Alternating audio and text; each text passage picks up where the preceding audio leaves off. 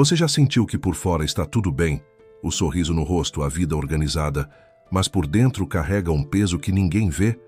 Talvez um vazio, uma culpa, ou algo que você esconde até de si mesmo. Hoje, eu quero te mostrar uma verdade que mudou minha vida e pode mudar a sua. Jesus não chama quem se acha santo. Ele chama quem tem coragem de se reconhecer pecador. Fique comigo até o final, porque vou compartilhar uma história poderosa. Uma promessa de Deus que pode te libertar e um convite para dar o primeiro passo hoje. Quero te contar sobre Daniel, um homem que parecia ter tudo sob controle. Ele era o cara que todo mundo admirava. Marido dedicado, pai presente, trabalhador incansável. Aos domingos lá estava ele na igreja, cantando hinos, sendo aquele exemplo que as pessoas apontavam e diziam: esse é de Deus. Mas Daniel tinha um segredo. Por trás do sorriso, ele carregava um peso. Vícios que ele escondia, talvez uma bebida a mais nas noites solitárias, ou horas gastas em sites que ele sabia que não deveria visitar. Mentiras pequenas, justificadas como inofensivas. E no fundo, uma voz que ele tentava ignorar sussurrando: você não é tão bom quanto parece. Daniel vivia uma guerra interna. Ele queria ser melhor, mas cada vez que caía, se convencia: ninguém é perfeito, Deus entende. Ele usava essas frases como um escudo, mas na verdade elas eram correntes. Até que um dia na igreja, um pregador subiu ao púlpito, olhou para a congregação e disse palavras que atravessaram o coração de Daniel como uma flecha. Jesus não veio para quem acha que está bem. Ele veio para os doentes. Ele veio para os pecadores. Naquele momento, algo quebrou dentro de Daniel. Ele olhou para si mesmo, não para o bom marido ou o homem de igreja, mas para o Daniel real. E pela primeira vez ele admitiu: eu sou esse pecador. Eu estou doente. Eu preciso de ajuda. E sabe o que aconteceu? Aquele momento de coragem, de se reconhecer pecador, foi o começo da cura. Daniel descobriu que admitir sua fraqueza não era derrota, era o primeiro passo para a liberdade. Hoje, Daniel é um homem transformado, não perfeito, mas livre, porque ele escolheu parar de se esconder e deixar Jesus fazer o que só ele pode: restaurar. Essa história não é só sobre Daniel, é sobre você. Talvez você esteja vivendo como ele. Por fora tudo brilha. Por dentro, há uma luta que só você conhece. Fique comigo, porque vamos descobrir juntos por que Jesus chama pecadores como eu e você, e como ele pode mudar tudo. O Evangelho de Lucas, capítulo 5, nos traz uma história que é um soco no estômago para quem acha que precisa ser perfeito para seguir Jesus. Jesus está caminhando e vê um homem chamado Levi, sentado na coletoria de impostos. Para entender o peso disso, imagine o pior tipo de pessoa que a sociedade da época podia imaginar. Cobradores de impostos como Levi eram odiados. Eles trabalhavam para o Império Romano, extorquindo seu próprio povo. Eram vistos como traidores, ladrões, pecadores públicos. Se houvesse um ranking de pessoas indignas, Levi estaria no topo. E o que Jesus faz? Ele não passa direto, não aponta o dedo. Ele para, olha nos olhos de Levi e diz duas palavras simples, mas poderosas: segue-me. Levi não hesita. Ele larga tudo: a mesa, o dinheiro, a vida que conhecia, e segue Jesus. Esse Levi é o mesmo Mateus que depois se torna um dos 12 apóstolos e escreve o Evangelho de Mateus. Pensa nisso por um segundo. Jesus não escolheu um fariseu com anos de estudo da lei, não escolheu um sacerdote cheio de rituais. Ele escolheu um pecador público, alguém que todo mundo desprezava. Por quê? Porque Jesus não está procurando perfeição. Ele está procurando corações dispostos.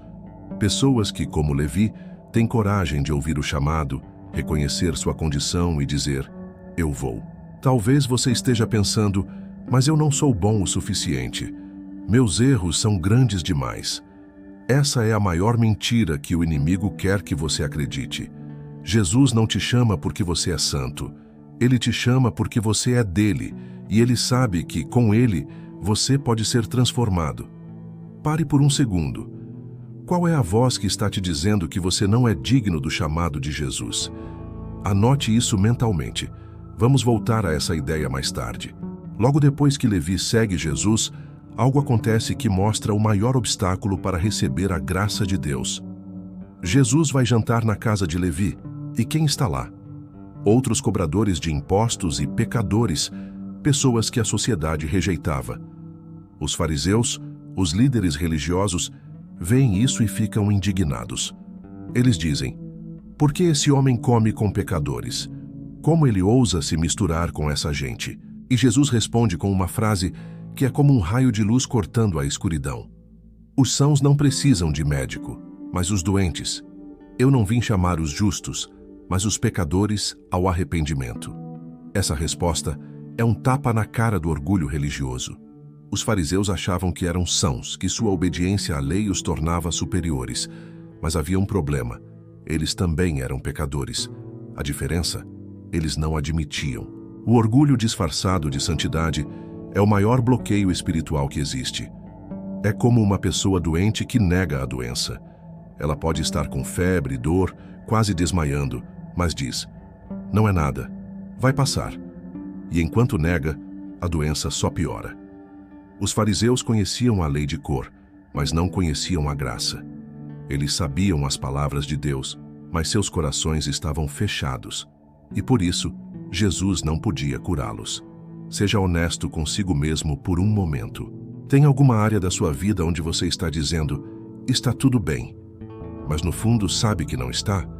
Talvez uma mágoa que você guarda, um hábito que você justifica, ou uma máscara que você usa na igreja. Anote isso no seu coração, porque vamos falar sobre como se libertar disso. Hoje muitos cristãos estão vivendo como os fariseus, mesmo sem perceber. Eles vão à igreja, cantam, oram, postam versículos nas redes sociais. Mas no fundo, carregam uma doença na alma que não querem admitir. Pode ser a amargura de um perdão que nunca foi dado. Talvez seja um vício secreto, pornografia, álcool, ou até redes sociais que consomem horas e te afastam de Deus. Pode ser a hipocrisia de falar uma coisa na igreja e viver outra em casa.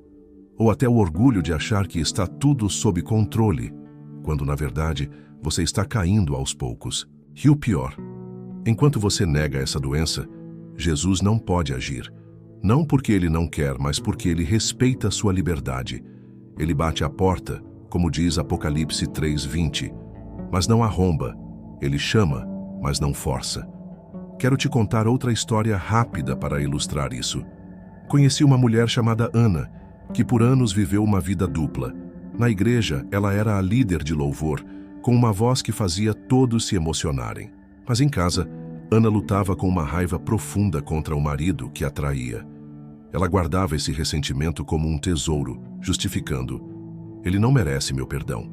Mas um dia, durante uma oração, Ana ouviu uma voz suave em seu coração: você não está machucando ele, está machucando a si mesma. Foi quando ela caiu de joelhos e confessou: Senhor, eu sou essa pecadora. Eu guardei ódio, me cura. Naquele momento, Ana começou a ser liberta. Não porque ela se tornou perfeita, mas porque ela teve coragem de admitir sua doença. Pare e reflita. Qual é a doença que você está escondendo? Não precisa contar para mim, mas seja honesto com Deus. Escreva nos comentários, se você quiser: eu quero ser curado. Isso é um passo de coragem. Quando você para de se esconder e diz: Senhor, eu sou esse pecador, eu preciso de Ti. Algo sobrenatural acontece. A luz de Deus invade os lugares escuros. O Espírito Santo começa a trabalhar onde antes havia resistência. Olha o que aconteceu com Levi. Ele não ficou parado, tentando se justificar. Ele ouviu o chamado, levantou-se e seguiu. Essa é a essência da conversão. Uma decisão sincera de deixar o passado e caminhar com Jesus. A confissão é o hospital da alma. Não é um ritual vazio, como alguns pensam. É o momento em que você olha para Deus com verdade e diz: eu pequei, eu me escondi, eu tentei fingir que estava bem, mas agora eu quero mudar. E sabe o que acontece? O céu se move. O sangue de Jesus, derramado na cruz, é aplicado. Sua alma é lavada, como diz 1 João 1:9. Se confessarmos os nossos pecados, Ele é fiel e justo para nos perdoar e nos purificar de toda injustiça. Quero te encorajar a fazer isso hoje. Não precisa ser em um confessionário se você não é católico. Pode ser no seu quarto, de joelhos, ou até agora, enquanto assiste a este vídeo. Diga a Deus o que você tem carregado. Ele não vai te julgar, Ele vai te abraçar. E mais, Jesus te chama pelo nome, não pelo seu pecado.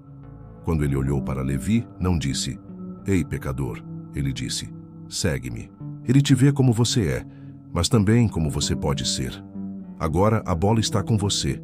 Jesus está passando pela sua coletoria hoje. Ele está te olhando nos olhos e dizendo, "Segue-me". Mas seguir Jesus não é só ouvir uma mensagem e se emocionar. É uma escolha. É decidir deixar para trás o que te prende, seja um pecado, uma mágoa ou uma mentira que você conta a si mesmo. Talvez você esteja pensando, mas e se eu cair de novo? E se eu não conseguir? Aqui vai uma verdade libertadora. Jesus não espera que você seja perfeito. Ele espera que você seja honesto. A conversão não é um momento de perfeição instantânea. É um processo de se levantar dia após dia e dizer, "Senhor, eu escolho te seguir". Lembra de Pedro? Ele negou Jesus 3 vezes, mas Jesus não o descartou. Ele o restaurou e o transformou no líder da igreja. Se Jesus fez isso com Pedro, ele pode fazer com você. Então, aqui está o desafio. O que você precisa admitir hoje? É a pornografia que você diz que não é tão grave? É o casamento que está destruído, mas você finge que está tudo bem? É a mágoa que você carrega há anos dizendo que já superou? Ou é a distância de Deus enquanto você diz que está tudo certo? Hoje é o dia de parar de se esconder. Hoje é o dia de levantar como Levi e seguir. Se você sentiu Deus falando com você, escreva nos comentários, "Jesus, eu quero te seguir". Isso não é só um comentário, é uma declaração de fé. E se você quer dar o próximo passo, clique no link na descrição para baixar nosso guia gratuito. 3 passos para uma vida com propósito.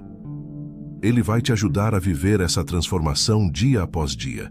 Se essa mensagem tocou seu coração, não deixe esse momento passar.